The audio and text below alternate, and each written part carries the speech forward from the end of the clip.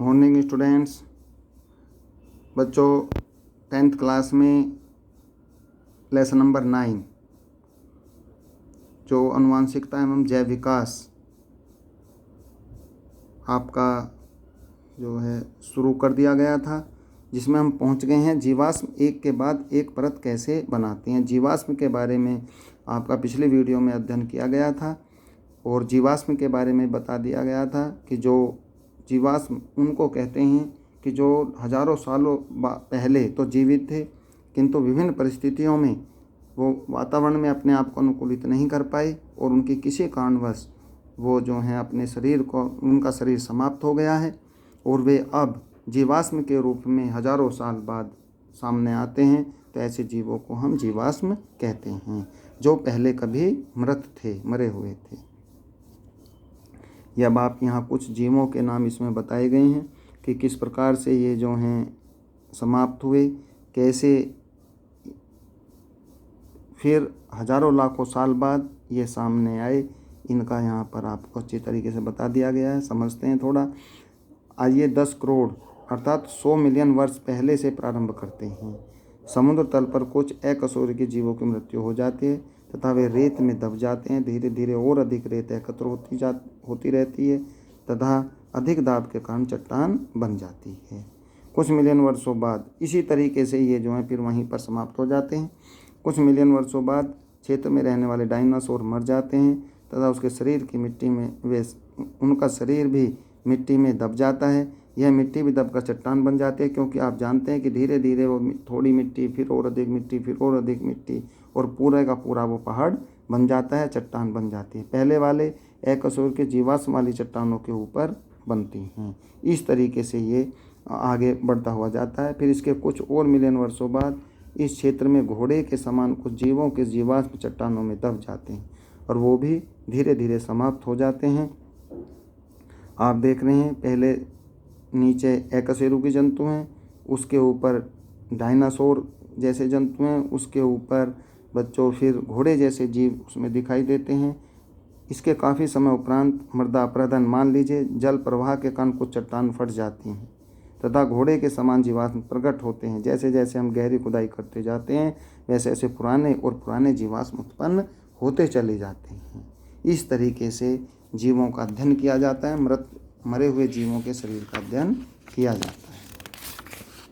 विकास के चरण बच्चों, ये अगला पॉइंट है, विकास के चरण। यहाँ यह प्रश्न उठता है कि यदि जटिल अंग, उदाहरण के लिए आँख का चयन उसकी उपयोगिता के आधार पर होता है तो डीएनए में मात्र एक परिवर्तन द्वारा किस प्रकार संभव है। निश्चित रूप से ऐसे जटिल अंगों का विकास क्रमिक रूप से अनेक पीढ़ियों में हुआ होगा। इसका मतलब ये है बच्चों, आपको ये समझाया जा रहा है कि अगर हम आँख का उदाहरण लें कि आँख का विकास कैसे हुआ, तो आँख का विकास अचानक नहीं हुआ। आँख का विकास अचानक नहीं हुआ, इसके विकास में हजारों लाखों साल लगे हैं, बहुत सी पीढ़ियाँ लगे हैं।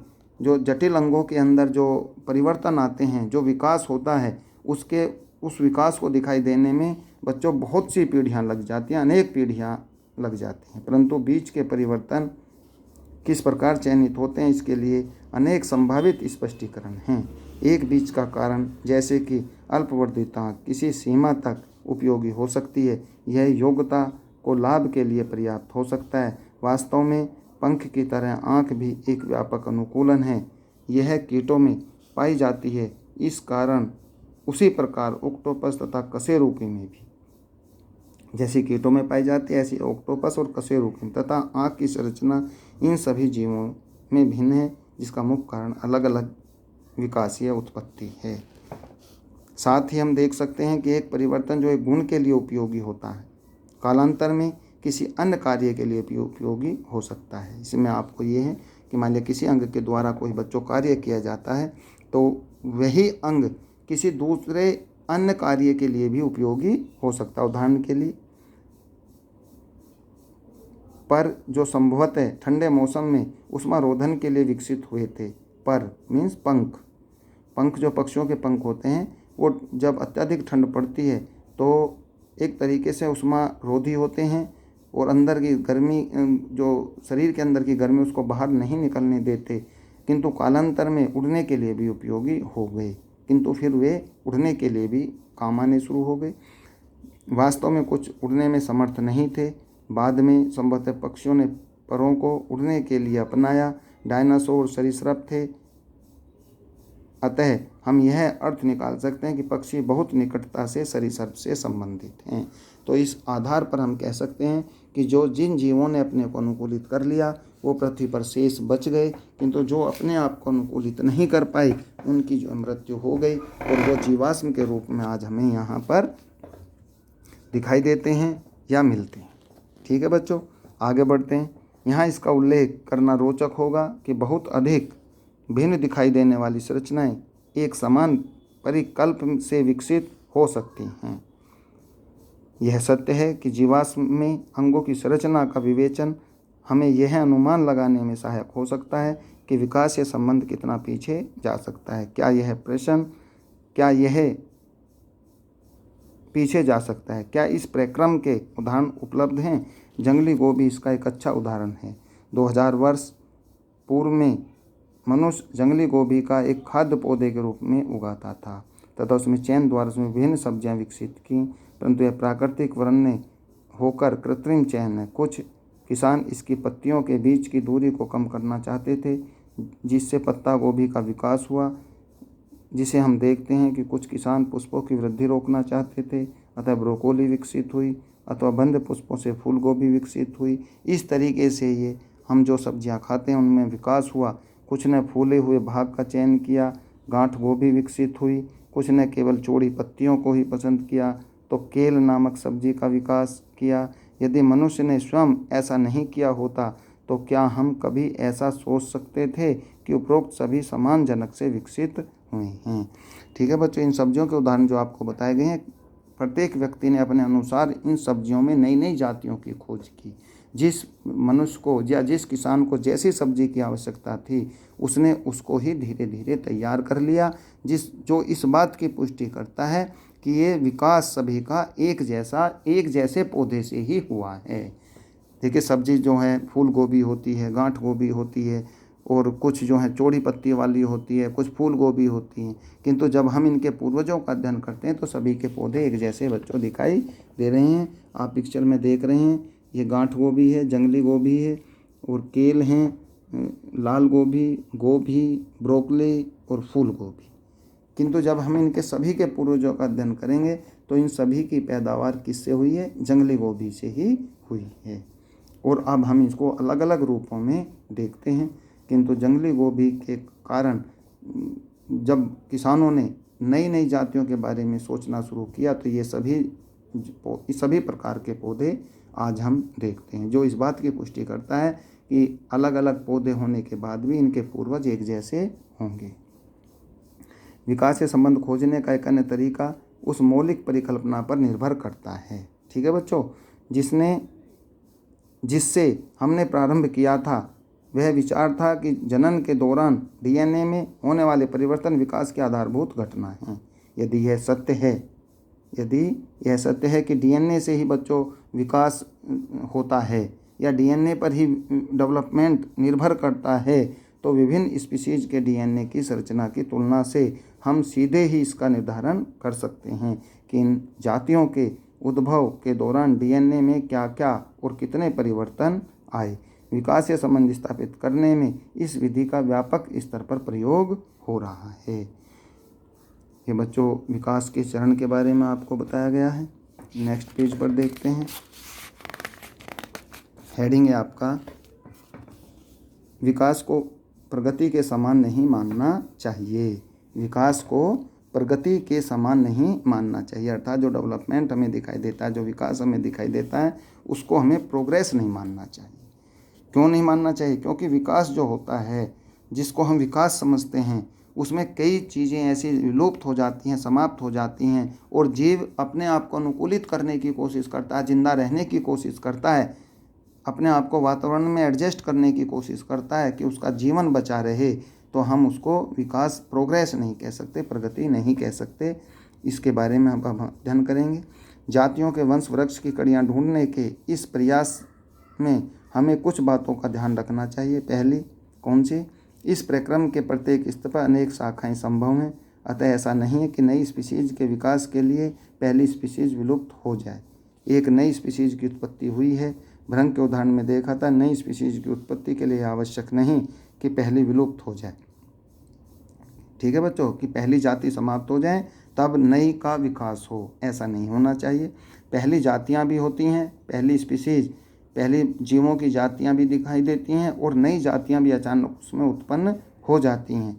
इसका अर्थ यह नहीं कि विकसित हुई नई स्पीशीज अपनी पूर्वज स्पीशीज से उत्तम ही हो। केवल प्राकृतिक वर्ण, जिसको नेचुरल सिलेक्शन कहा गया, एवं अनुवांशिक विचलन के संयुक्त प्रभाव से ऐसी जातियां बन जाती हैं जिसके सदस्य पहली स्पीशीज के साथ जनन में असमर्थ हैं। अतः उदाहरण के लिए यह सत्य नहीं है कि मानव का विकास चिंपैंजी से हुआ है, वरन पहले मानव पर चिंपैंजी दोनों ही के पूर्वज समान थे। ठीक है बच्चों, तो ये जरूरी नहीं है कि मानव का जो विकास हुआ है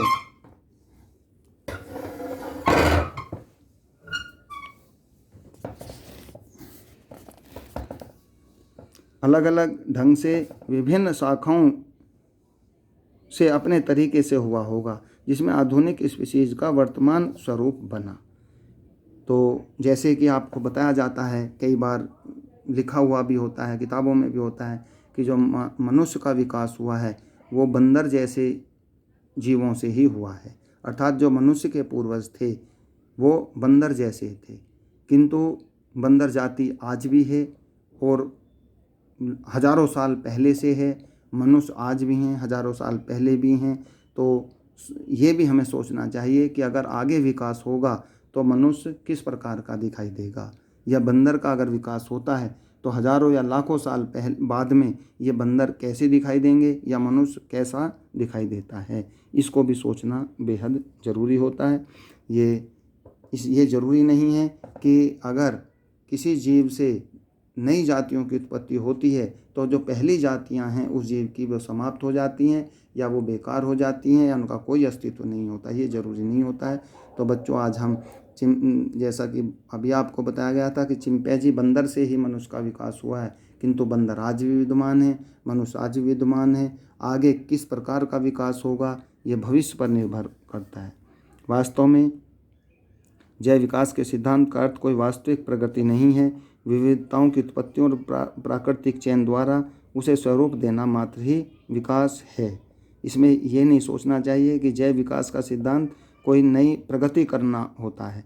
ये तो प्राकृतिक वर्ण के द्वारा ही या प्राकृतिक चयन या विविधताओं की उत्पत्ति के द्वारा ही इसको विकास कहा जाता है।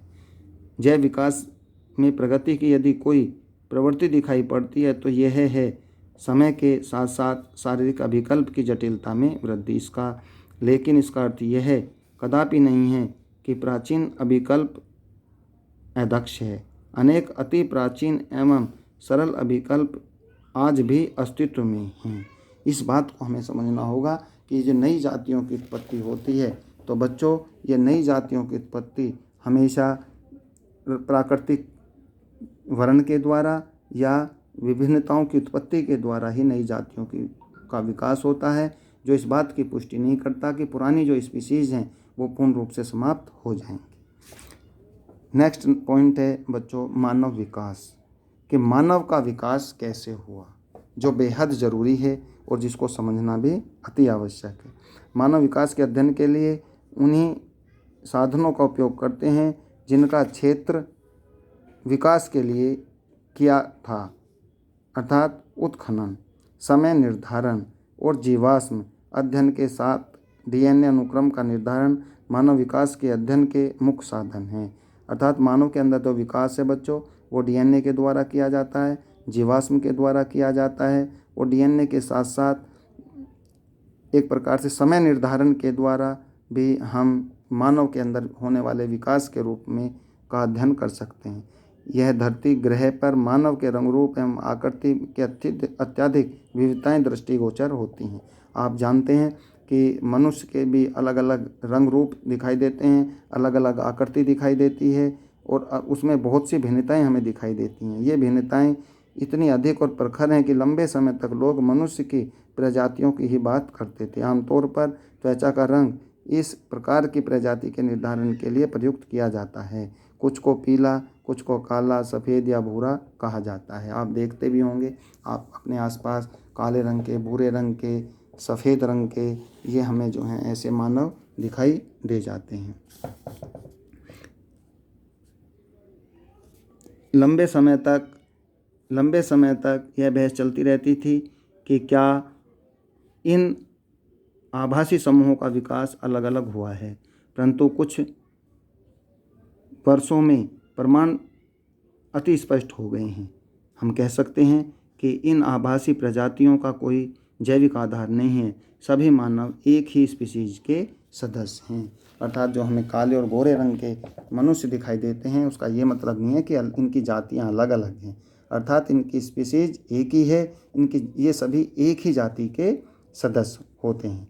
केवल यही नहीं है कि हम पिछले 1000 वर्षों से कहीं रह रहे हैं, बल्कि हम सभी का उद्भव अफ्रीका से हुआ। आधुनिक मानव स्पीशीज होमो सैपियंस के सर्वप्रथम सदस्यों को वहीं पर खोजा जा सकता है। ये जो होमो सैपियंस नाम आया है बच्चों, ये मनुष्य का या मानव का वैज्ञानिक नाम है होमो सैपियंस, और जिसकी सर्वप्रथम खोज अफ्रीका के अंदर हुई। तो इस बात की पुष्टि होती है कि अफ्रीका से ही सर्वप्रथम ऐसे जीवों को खोजा गया। हमारे आनुवंशिक छाप को कालग्रत में अफ्रीकी मूल में ही खोजा जा सकता है, ठीक है ना। अफ्रीका से ही पता चल सकता है कि लाखों साल पहले मनुष्य किस आकार प्रकार का रहा हुआ। कुछ 1000 वर्ष पूर्व हमारे पूर्वजों ने अफ्रीका छोड़ दिया, जबकि कुछ वहीं रह गए, जबकि वहाँ के मूल निवासी पूरे अफ्रीका में फैल गए। उत्प्रवासी धीरे धीरे समूचे ग्रह संसार में फैल गए। अफ्रीका से पश्चिम एशिया तथा वहाँ से मध्य एशिया, यूरेशिया, दक्षिण एशिया और पूर्व एशिया, वहाँ से उन्होंने इंडोनेशिया के द्वीपों तथा फिलीपींस से ऑस्ट्रेलिया तक का सफ़र किया।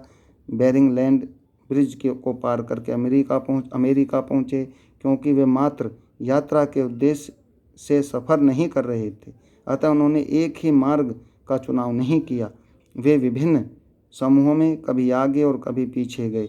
समूह कई बार परस्पर विलग हो गए, विलग का मतलब बच्चों अलग हो गए, कभी कभी अलग होकर विभिन्न दिशाओं में आगे बढ़ गए, जबकि कुछ वापस आकर परस्पर मिल गए। आने जाने का सिलसिला चलता रहा। इस ग्रह की अनेक स्पीशीज की तरह ही उनकी उत्पत्ति जैव विकास की एक घटना मात्र ही थी, तथा वे अपना जीवन सर्वोत्तम तरीके से जीने का प्रयास कर रहे थे।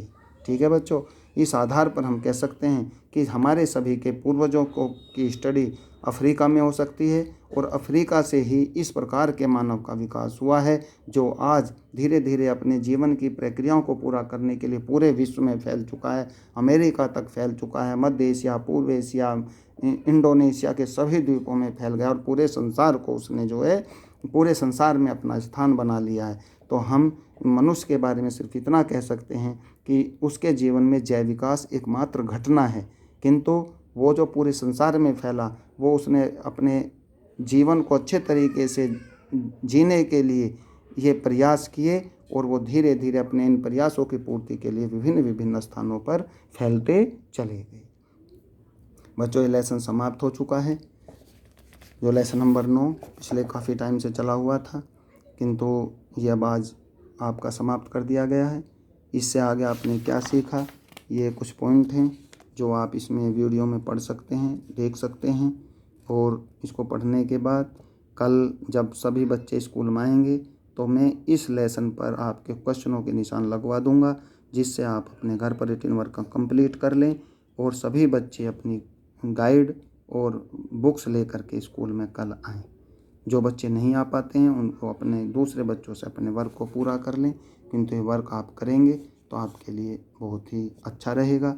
इसके ये क्वेश्चन हैं, और इन क्वेश्चनों पर निशान आपको कल क्लास में लगवा दिए जाएंगे। और अगर कोई और भी प्रॉब्लम होती है तो आप जो स्कूल में आकर के संपर्क कर सकते हैं, जिससे आपका रिटन वर्क भी कंप्लीट हो जाए। Thank you.